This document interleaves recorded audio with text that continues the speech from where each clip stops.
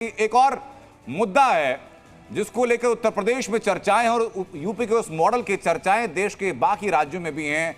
उस मुद्दे का नाम है बुलडोजर। जिनिया, बुलडोजर को लेकर के जनता की राय क्या है? अब जो सवाल आने वाला है वो बेहद अहम है और उसकी चर्चा यूपी ही नहीं बल्कि देश के कई राज्यों में हो रही है।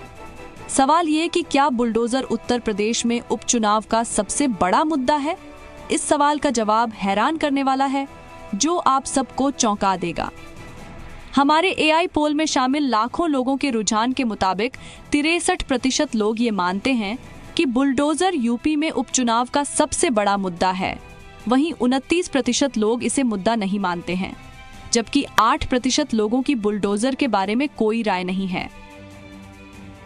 तो ये बड़ी अपडेट सामने है जीनिया के आंकड़ों के मुताबिक कि 63% लोग ये मानते हैं कि बुलडोजर का जो मुद्दा है वो सीधे मुद्दा बनकर इफेक्ट करेगा उपचुनाव के नतीजों में भी। और बुलडोजर को लेकर के समाजवादी पार्टी हो, कांग्रेस हो, जो बाकी विरोधी दल हैं, वो मुखालफत करते रहे हैं। पंकज श्रीवास्तव जी, पहला रिएक्शन मेरा आपसे बुलडोजर की राजनीति को लेकर के और बुलडोजर के इम्पैक्ट को लेकर के। देखिए, हमारी न्याय व्यवस्था में बुलडोजर से न्याय देने की कोई व्यवस्था नहीं।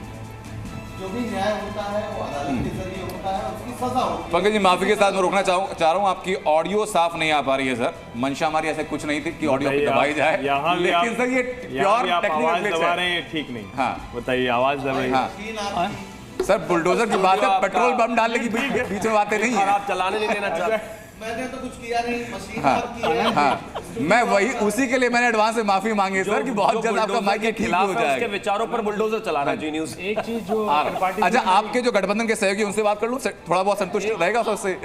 ठीक है सर, भाटी साहब, उसके बाद चलूंगा वाजपेयी जी के पास। आपत्तिजनक बात त्रिपाठी जी ने कही, उन्होंने अपराधी घोषित कर दिया उनको, शायद न्याय व्यवस्था में, क्योंकि कल वो भी अपराधी घोषित कर दिया जाएगा। उनके पास किसी के ऊपर कोई आप एलिगेशन लगाए उसे अपराधी नहीं कहा जाता। त्रिपाठी साहब को ये इस चीज़ का ज्ञान होना चाहिए, मान्य विधायक रहे हैं। और किस तरह से आरोप लगा के आप उत्तर प्रदेश के अंदर हमारे नेताओं को जेल भेजने का मौका मिल गया चाहिए। तो त्रिपाठी जी अपराधी नहीं, अपराधी में और एलिगेशन में फर्क समझिए। बात हो गई, ये प्रवक्ता है समाजवादी पार्टी, कह रहे भाई अपराधी गलत सिखा रहे हैं आपको, इसीलिए उनकी सदस्यता गई है। नहीं, अब वो आगे की कोर्ट में जाए, आपने घोषित सामान्य तथ्य आपको पता होना चाहिए। और इसीलिए मैं कहता हूँ, हाई कोर्ट में पेंडिंग है।